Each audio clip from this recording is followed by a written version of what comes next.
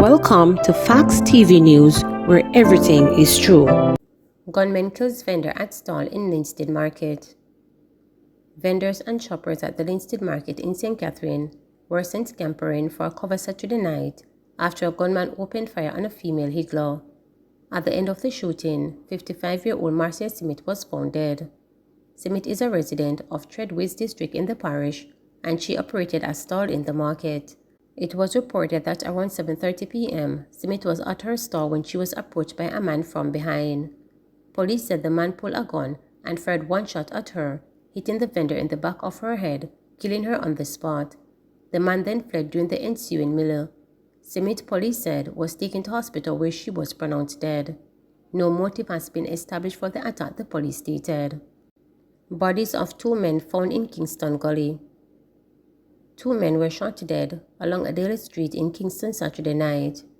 The bodies of the men, who are still unidentified, were found in a gully along the roadway. It was reported that around 10:20 p.m., residents reported a hearing explosion sounding like gunshots and summoned the police.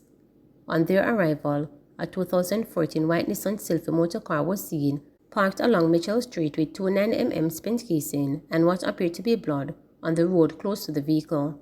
Police followed a blood trail running from the car onto the street where the bodies of the men were seen lying in a nearby gully. The scene was processed by the police Sunday morning and the bodies taken to hospital where they were confirmed dead. They were then removed to the morgue. 2 shot in Manchester bar attack. A man and a woman were shot and injured in an attack at a bar in New Green community of Manchester on Saturday night. According to police reports, at approximately 8:45 p.m., the victims were among patrons at the business establishment in New Green Square when they were pounced upon by a lone gunman who opened fire, hitting them before escaping.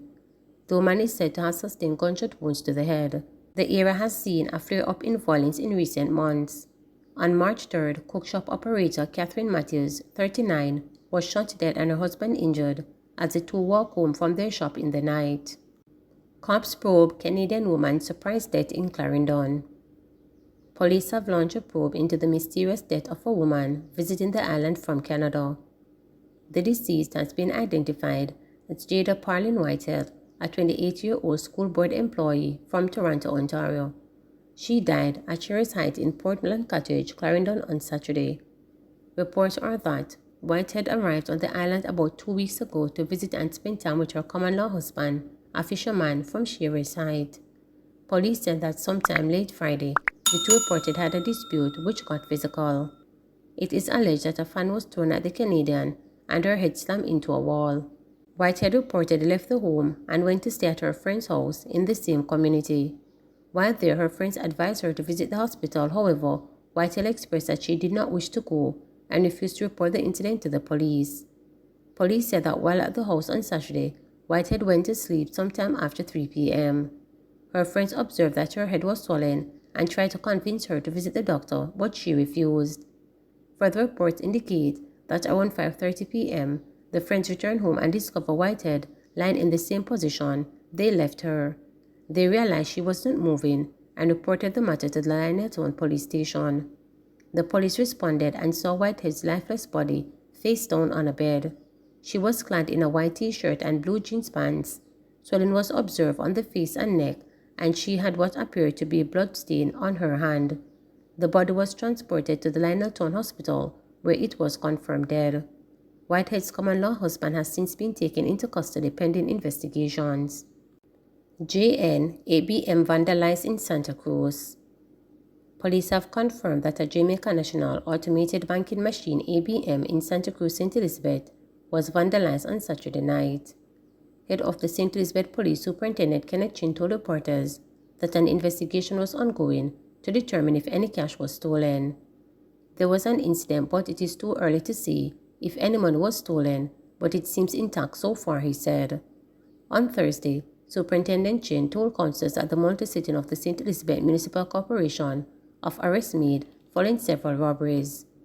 He said a suspect in a supermarket robbery in Santa Cruz, who turned up at a hospital after reportedly accidentally shooting himself in his foot, is being investigated for his alleged involvement in an attempted robbery and attack on a Burlum Money courier in Bogill near Balaclava. He gave a statement in which he said he was involved, but he is not committing that to a caution statement. Although he said he was involved, we don't have any proof that he was involved other than his word, which he has not committed to in writing, Jin explained. Two arrested for Hanover double murder, Chang warned against reprisals.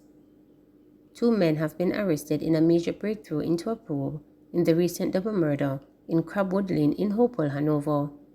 Assistant Commissioner of Police Clifford Chambers, the police commander for Area 1, gave the updates on Saturday while touring several violent plagued communities in western Jamaica with National Security Minister Dr. Horace Chang. Chambers said the violence is being driven by a feud among gangsters involved in the illicit lottery scam. In the double murder, a businesswoman whose establishment was invaded by armed gangsters and a student who was traveling by the location in a passing motor vehicle were shot and killed in what many said was an unprovoked attack. And on Friday afternoon, an elderly construction worker was gunned down at a work site in the community. A woman who was nearby has been hospitalized with gunshot injuries. Chang also toured the St. James community of Mount Salem, which has recorded at least 3 murders over the last 2 weeks. The area is currently under a curfew and is part of a zone of special operations since 2017. He acknowledged that while gangs in the areas have been disrupted, displaced members are still causing problems. Noting that the recent killings were the first in 8 months, the minister said the work of the security forces and state social agency is continuing.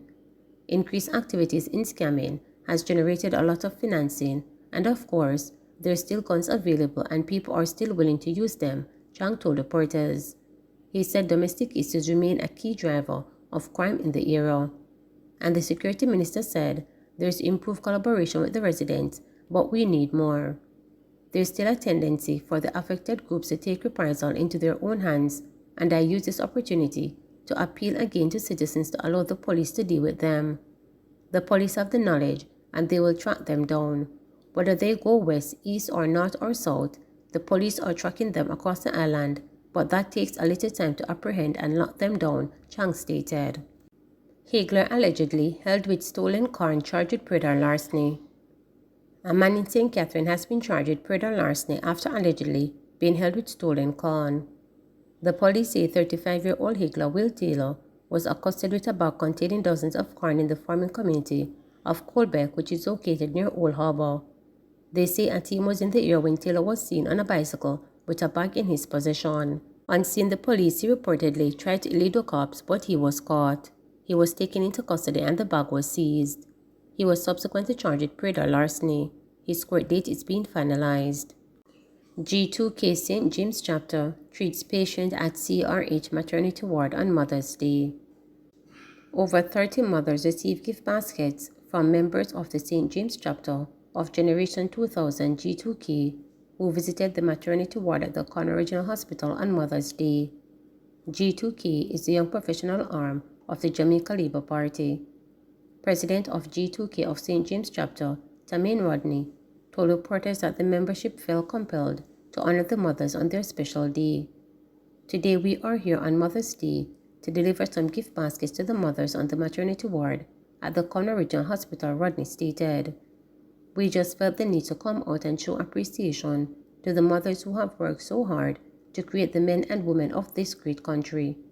We believe that without question, this is a part of the mandate here at G2K to have a social outreach program, and this is just something that the majority of us in our chapter and organization by extension felt was a great way to show a level of appreciation to the people of Jamaica and especially our mothers, he added. Please remember to subscribe, like, share, and click the notification bell